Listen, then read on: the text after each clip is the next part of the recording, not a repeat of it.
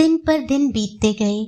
भोर होती, सांझ होती, ना लाजो की खबर घर के बाहर निकली, ना लाजो के घर वालों की कोई खैर खबर आई। वैसे पूरो और लाजो हर घड़ी साथ रहती थी। रात को जब उनकी आंखों में नींद खुल जाती, दोनों की आंखों में सपने बिखर जाते थे। मुंह अंधेरे उठकर वे बातें करने लगती, सपनों, शकुन अपशकुन विचारती। कितनी ही बार लाजो चूल्हे में से कोयला निकालकर धरती पर लकीरें खींचने बैठ जाती। कभी शकुन शुभ निकलता, कभी अशुभ। कभी बातें करते लाजो की आंखों से आंसुओं की धाराएं बह निकलती। कभी वह पूरो के बच्चे के साथ खेलकर अपना जी बहला लेती। वैसे लाजो के मन में प्रायः निराशाजनक बातें ही उठा करती थी। उसे आशा नहीं थी कि कभी कोई उसकी खबर लेगा, पर पूरो के मन को अंदर से न जाने कौन बढ़ावा देता था कि किसी दिन चुपके से कोई आ पहुंचेगा, किसी दिन अचानक ही कोई खत पत्र आ जाएगा। लाजो के दिन फिर जाएंगे। पूरो ने अपनी ओर से लाजो का आतिथ्य सत्कार करने में कोई कसर न उठा रखी थी। वह सोचती थी कि लाजो थोड़े दिनों के लिए धरोहर के रूप में उसके पास है, फिर शायद वह उससे कभी न मिल सकेगी, कभी न देख सकेगी, और कौन उसके घर रहने को आएगा, कौन उसे मिलने को आएगा। उसके अपनों में से लाजो ही उसके घर की पहली और आखिरी अतिथि थी।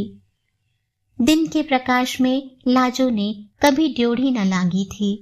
रात के अंधकार ने लाजो का रहस्य सुरक्षित रखा था, पर गांव के डाकिये ने 3 पैसे वाला कार्ड भी उसके आंगन में न फेंका। लाजो और पूरो के चेहरों पर चिंता की रेखाएं दिखने लगीं। लाजो के मन को केवल एक संतोष था कि पूरो और रशीद ने कभी उसे जी छोटा करने न दिया। पर सारा दिन छिपे हुए, दुबके हुए लाजो सोचती थी कि पहाड़ जैसी उम्र उसके सिर पर लटक रही है। उसका क्या होगा? पूरो का किसी से बहुत आना जाना नहीं था। लाजो पिछली कोठरी में ही उठती बैठती थी। दोपहर को कभी कभी दोनों जनी बाहर का कुंडा लगाकर चरखा काटने बैठ जाती थी। दिन बीत जाता था, पर उनकी चिंता न बीतती थी। जाड़ा बीत चुका था, फागुन का भी पिछला पक्ष आ गया था। पानी में ठंड ना रही थी। एक दिन ढलती दोपहरी के समय जब रशीद ड्योढ़ी लांग कर घर आया, तो लाजो और पूरो को देखते ही उसकी आंखें डबडबा आईं। सहमी हुई दोनों उसके पास आईं। कई मिनट तक वह कुछ न बोल सका। लाजो को लग रहा था कोई उसके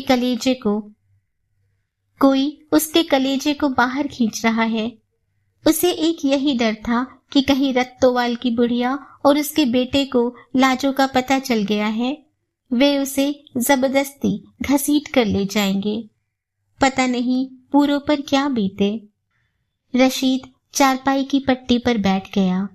कुर्ते की बाह से दोनों आंखें पोंछकर उसने लाजो की पीठ पर प्यार से थपकी दी। उसके हाथों में वही ममता थी जो एक पिता को लड़की को ससुराल भेजते समय होती है। रशीद का दिल भर आया। उसने अपने को थाम कर कहा, आज रामचंद आया है। यहाँ? लाजो और पूरो एक साथ बोल उठी।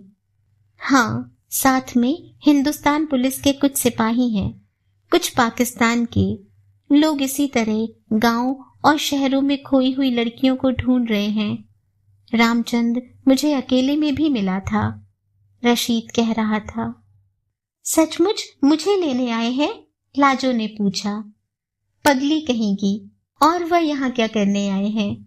रशीद ने कहा। पूरो अभी चुप बैठी थी। उसे अपने अंतर में एक अजीब खुशी का अनुभव हो रहा था। उसका विश्वास सत्य हुआ था। वह जानती थी रामचंद आएगा। वह जानती थी उसकी भाभी अपने ठिकाने पहुंच जाएगी। क्या अकेला आया है? लाजो ने पूछा। रशीद समझ गया कि लाजो के इस प्रश्न का क्या अर्थ है। बोला, हाँ अभी तो अकेला आया है, पर तू चिंता न कर, तेरे घर के सब तुझे सिर आंखों पर बिठाकर ले जाएंगे। लाजो के मन को कुछ धीरज हुआ। तेरा नाम सुनकर, तेरी खबर सुनकर रामचंद्र रोता रहा। उसके आंसू किसी तरह थमते न थे। मेरा जी भी भर भर आता था। रशीद की आंखें फिर भर आईं। लाजो और पूरो रोने लगी। मैंने उन्हें अच्छी तरह समझा बुझा दिया है। आज तुझे यहाँ पर इसी तरह दे देने से सारे गांव को खबर हो जाती। कौन जाने बात रत्तोवाल तक भी पहुंच जाती। मैंने उनसे कहा है तुम वापस लाहौर चलो, मैं लड़की को लेकर लाहौर पहुंचता हूँ, वहां तुम्हारे हवाले कर दूंगा। यह अच्छा किया, पूरो ने कहा। हम वहां आज से 5वें दिन पहुंचेंगे।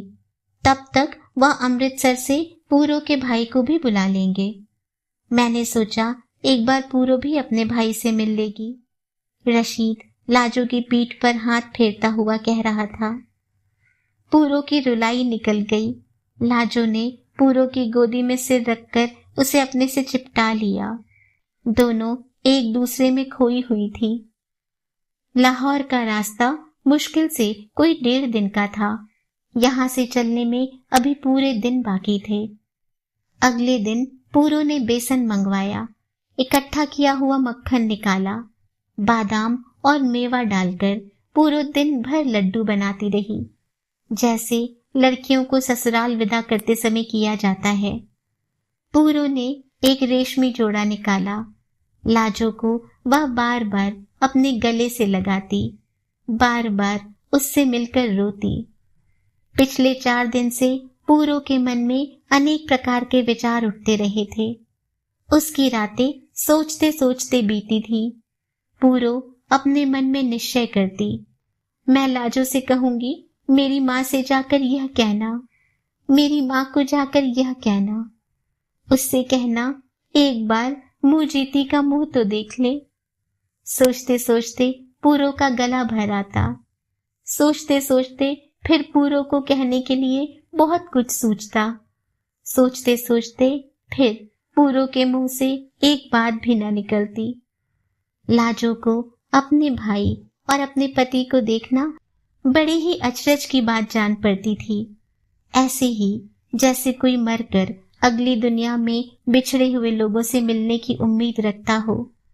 यद्यपि लाजो को अपने घर वालों से बिछड़े हुए 5-6 महीने ही हुए थे, उसको लगता था कि एक बार मरकर इस धरती पर जीवित हो गई है। सारे रास्ते दोनों का मन हिचकोले खाता रहा।